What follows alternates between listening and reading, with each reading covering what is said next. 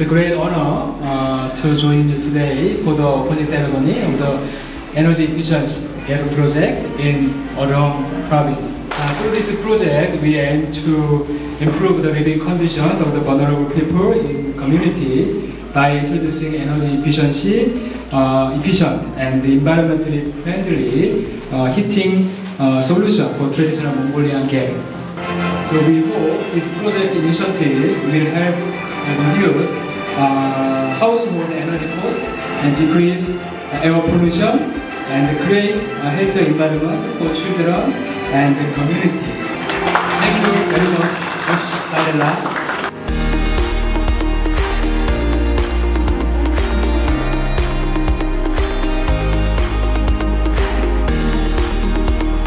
За эрчим хүчний хэмнэлтэд дулаан гэр төсөл нь одоо 2026 оны 1 сарын 1-ээс 2026 оны 12 сарын 30-ны хооронд хэрэгжихэр төсөл байгаа.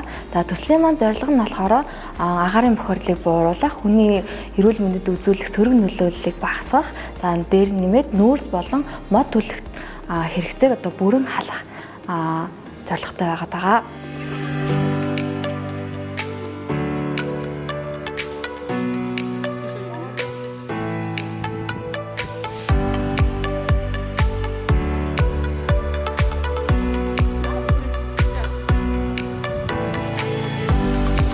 Нарны анилыг суйрлуулад одоо 2-7 он чинь гэртээ хуваарь ойдл хийдэг.